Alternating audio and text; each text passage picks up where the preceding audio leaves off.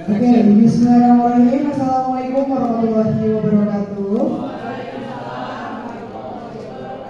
Selamat siang, salam sejahtera untuk kita semuanya. Kabar sehat Bapak Ibu guru hebat? Sehat, alhamdulillah.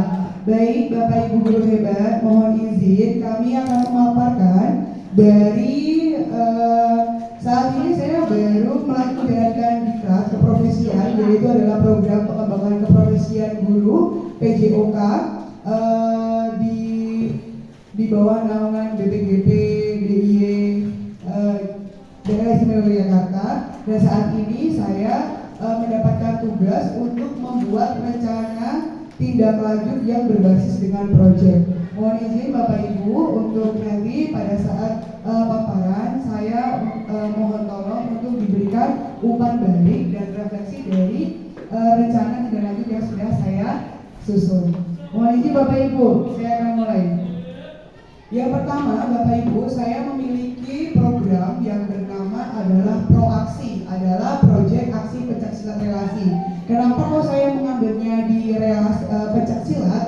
Bahwasanya program yang saya gencarkan ini adalah saya melihat dari latar belakang masalah dari peserta didik yang ternyata saat ini saya baru mengajar di nomor pencaksilat, dan ternyata anak-anak itu bahkan ada yang anak yang tidak tahu bahwasanya pencaksilat ini adalah bela diri dari asli dari Indonesia.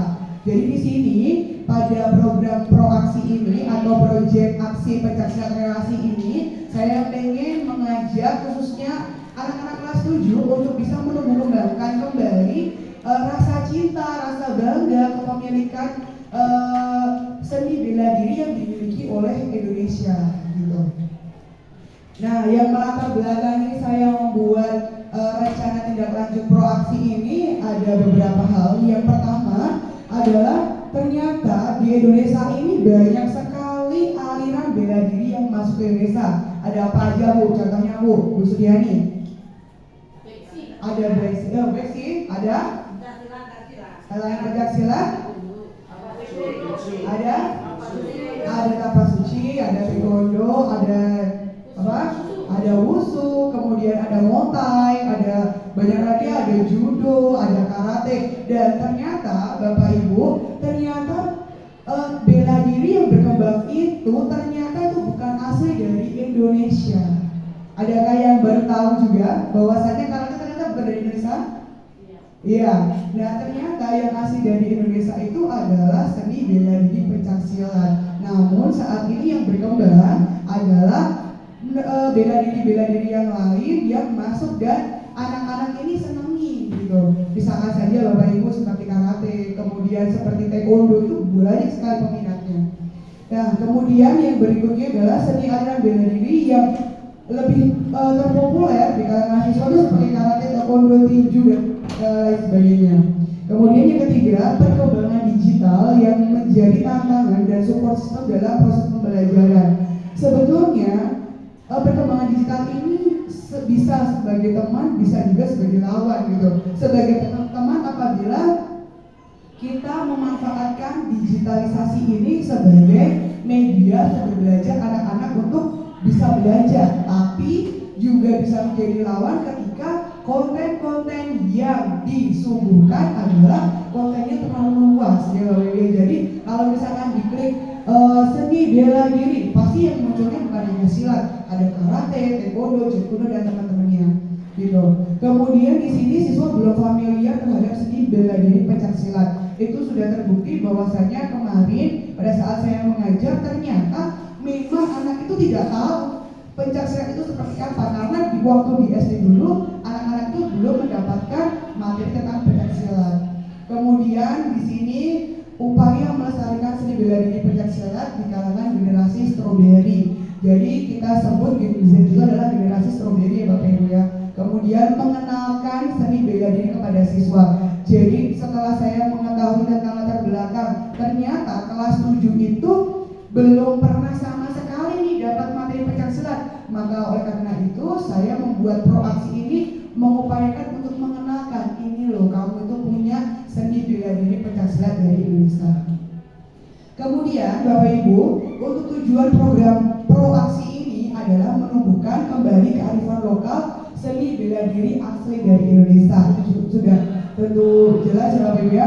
Kemudian mengenalkan seni bela diri pencaksilat, kemudian menumbuhkan rasa cinta pada seni pencaksilat. Kita akan menumbuhkan di sini kepemimpinannya, ownership-nya, kemudian kepemilikannya, bahwa siswa ini harus bangga loh sama produk dalam negeri gitu. Kemudian yang berikutnya adalah mengembangkan keterampilan gerak bela diri siswa, karena saya di PJOK berarti tidak hanya kita sebatas mengetahui, tapi kita juga mungkin bisa sesekali kalau gerakan pencaksilat itu posisi tangannya seperti apa, kaki saya seperti apa, dan itu jelas ada ciri khas gerakannya sendiri dari seni bela diri yang lain.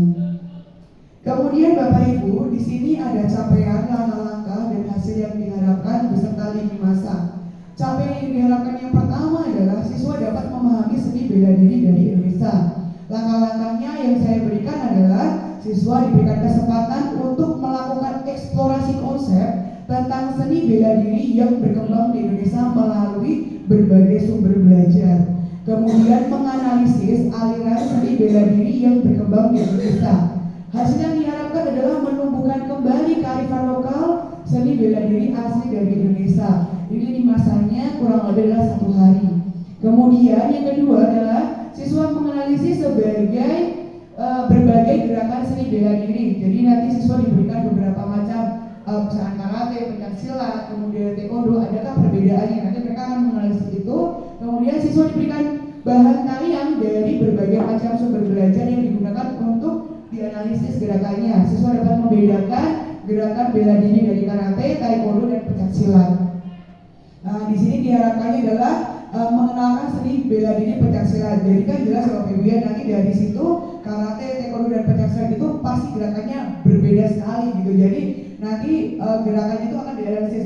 Gerakan seperti ini itu gerakan apa? Gerakan seperti menari itu adalah gerakannya siapa? Misalnya seperti itu. Kemudian nanti di capaian yang ketiga adalah siswa bangga terhadap seni bela diri pencaksilat. Nah, di sini langkah-langkahnya adalah siswa menuangkan aspirasi dan pengalaman belajar yang dilakukan saat ini untuk dilakukan ke dalam bentuk poster ataupun infografis yang dapat dijadikan bentuk pemahamannya pada seni bela diri pencaksilat. Nah, ini di sini diharapkan setelah mereka mengetahui, mereka bisa menumbuhkan rasa cintanya kepada bela diri pencaksilat itu. Kemudian yang terakhir adalah siswa dapat mempraktikkan salah satu gerakan khas pencaksilat. Ya, di sini langkah-langkahnya adalah siswa bereksplorasi gerak pencaksilat. Yang diharapkan adalah mengembangkan keterampilan gerak bela diri siswa. Nah, jadi lini masanya ini kurang lebih adalah 1 minggu. Nah, struktur dari program dan mitra dalam komunitas belajar ini adalah jenis kegiatan ini adalah bersifat kokurikuler, jadi tidak masuk ke dalam pembelajaran. Ini nanti yang akan saya buat sebagai penguatan pembelajaran pada saat nanti saya mengajar di materi pencaksilat. Targetnya adalah siswa kelas 7 dengan lini masanya adalah 1 minggu, yaitu nanti kita 1 minggu efektif pembelajaran. Kemudian pelaksanaan kegiatannya nanti adalah pada kegiatan pembiasaan. Jadi nanti saya berencana untuk mohon izin untuk melaksanakan kegiatan ini dari proses pembiasaan yang ada di sekolah kita.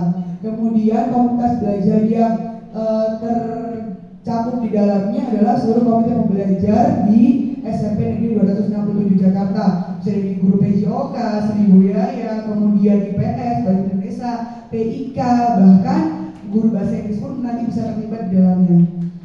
Kemudian pernyataan tentang kapasitas yang dimiliki oleh kelas. Nah, di sini Bapak Ibu, kita memiliki 7 aset yang bisa kita kembangkan. Ya, yang pertama adalah modal aset manusia. Nah, modal aset manusia ini kita memiliki guru yang berkompeten di bidangnya. Ya, kalau guru PJOK berarti ya lulusan dari PJOK, guru bahasa Indonesia dari bahasa Indonesia, bahasa Inggris ya dari bahasa Inggris gitu. Kemudian guru yang mahir IT dan berkembang, jadi mau belajar lagi gitu. Kemudian yang kedua adalah modal sosial. Ternyata Bapak Ibu, ternyata kita memiliki modal sosial berupa orang tua peserta didik. Nah, orang tua peserta didik ini atas nama Ananda Jafira itu ternyata bapaknya itu adalah guru silat. Dan nanti kita bisa panggil untuk bisa memberikan pendalaman lebih pada materi di nomor pencaksilat. Kemudian di modal politik, ya di modal politik ini nanti ada kegiatan ekstrakurikuler sekolah, kemudian nanti kita bersama dengan bidang kesiswaan. Kemudian modal agama dan budaya. Ternyata Bapak Ibu karena ini adalah mengangkat kearifan lokal, ternyata bapaknya Jafira itu juga memiliki padepokan seni bela diri, namanya adalah perguruan Trotok. Gitu. Saya juga baru tahu Bapak Ibu.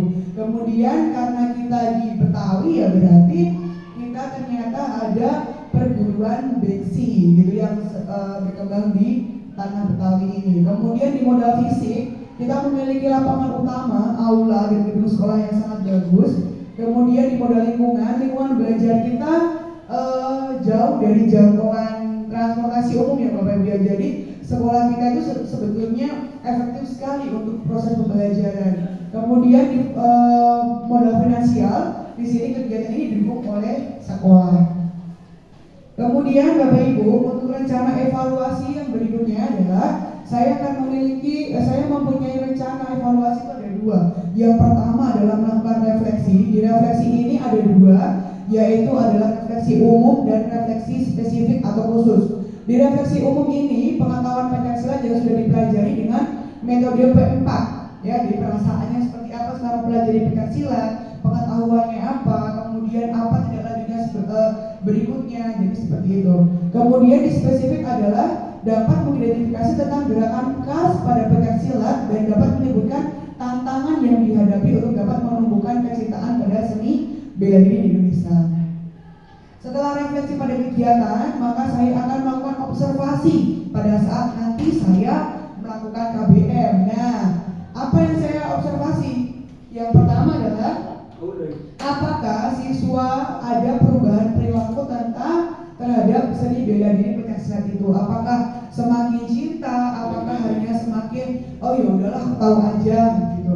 Kemudian apakah siswa timbul rasa bangga dan kepemilikan terhadap tradisi seni bela diri pencaksilat ini?